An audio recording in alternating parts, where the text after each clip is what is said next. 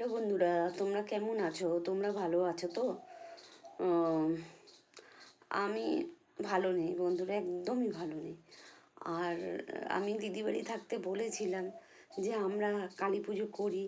2 বছর 2 বছর হলো আমি অতটা নেই, কিন্তু আমি সরে এসেছি। এই জন্য উপোস টুপোস কিছু করিনি। তাহলেও আমি এখানে আসার পর মানে কালী পুজোর আগের দিন এলাম। তো এখানে সবাই ডাকাডাকি করছে করছে, ডাকতে আসছে, গেলাম। আর ছবি তো পোস্ট করি, ভিডিও তো বলি, সে তো জানতেই পারছো যে রয়েছি আমি। তো আজকে তো আমাদের প্রতিমা কালকে ক্লাবের যে মা প্রতিমা বিসর্জন হয়ে গেছে। আজকের আমরা যে পুজোটা করছি সেটা আজকের বিসর্জন হবে। তো ওখানে তো যেতেই হবে, বরণও করব, যেতে হবে। কিন্তু অন্য সময় অন্যবার ভাই ফোঁটাতে আমি চলে যাই ফোঁটা দিতে। তারপরে তাড়াতাড়ি চলে আসি, তারপরে আমরা বিসর্জনে যাই। আর আমাদের এই বিসর্জনটা সবসময় ভাইফোঁটাতেই পড়ে।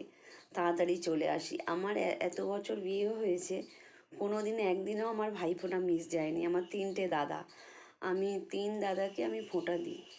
কিন্তু হ্যাঁ দিই, মানে কোনো দিন মানে মিস যায়নি ভাইফোঁটা।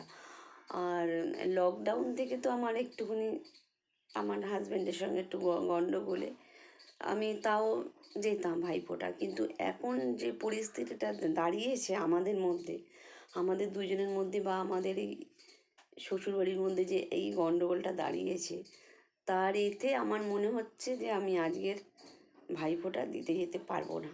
কারণ আমার মন মেজাজ একদম ভেঙে গেছে। আর সেই প্রভাবটা পড়ছে পুরো আমার বাপের বাড়ির দিকে গিয়ে পড়ছে।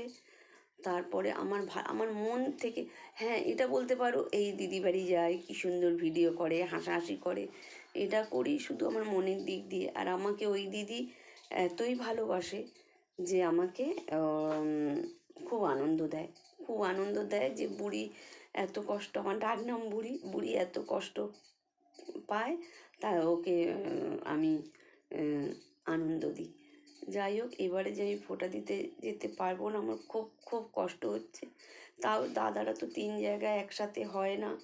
এ একজন আছে আমার একটা দিদি, কোনো দিন 3 দাদাকে একসঙ্গে হতেই দেবে না, আর সব বোনেদের একসঙ্গে হতেই দেবে না। অনেকবার আমরা বলেছি একসঙ্গে ভাইফোঁটা দিয়ে আয়, হয় না।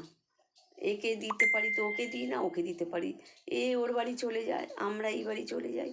এটা বছর 3-4 বছর ধরে হচ্ছে, সেই লকডাউন দিয়েই হচ্ছে। এই জন্যে আমার এইটা তো একদমই ভালো লাগে না। আর বাড়িতে গেলে শুধু বদ্দা থাকবে বা ছোদ্দা কোথায় থাকবে, আর সেরম আমি কাউকে ফোনও করি না কোনো দাদাদের এখন। এই জন্যে আমি ভাইফোঁটায় ফোঁটা দিতে যেতে পারছি না। আমি সকালেই একদম ভিডিওটা বানিয়ে নিলাম, আজের হাঁটতেও যাইনি। আর আমার আজকে সারাদিন মনটা খারাপ থাকবে। তারপরে এই বরণ করব, ভাসানে যাব, আনন্দ তো করবই। কিন্তু এই যে আজের এত ভালো দিন, শুভ দিন, আমি যেতে পারবো না, আমার মনটা খুব খুব খুব খারাপ লাগছে, খুব খারাপ লাগছে। এত খারাপ লাগছে যে আমি বলে বোঝাতে পারবো না, খুব খারাপ লাগছে। আর কাল তো রাত্রিরে আমার মেয়ের ফাংশান ছিল ওখানে, মায়ের ওখানটায় স্টেজ করা হয়েছিল, ওখানে সব বাচ্চারা নেচেছে, আমার মেয়েও নাচ করেছে।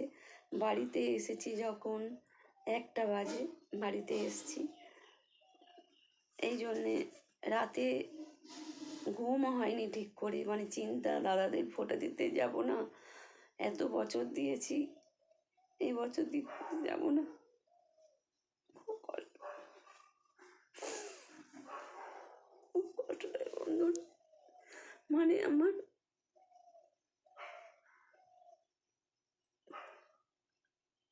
দাদারা ভালো থাক, ফোঁটা নিক, যে চাইছে দাদাদের ফোঁটা দিতে সে ভালো করে ফোঁটা দিক, সে বোনেদেরও চায় না ফোঁটা দিক।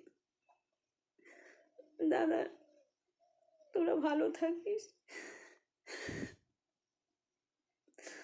খুব ভালো থাকিস। কোন দিন দেখবি, আজকের দিনে বলা উচিত না, কোন দিন দেখবি তোর ছোট বোন মারা গেছে, এই করতে করতে কোন দিন আমার স্ট্রোক হয়ে যাবে, আমি মরে যাব। কেন আমি এত চিন্তা আমি নিতে পারছি না।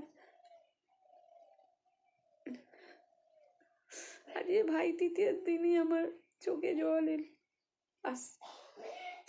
যাই হোক বন্ধুরা, যাদের যাদের ফোঁটা আছে তারা খুব সুন্দরভাবে আনন্দ করো, আর ভাই দাদাদের নিয়ে খুব মজা করো, ভাই ফোঁটা দিও।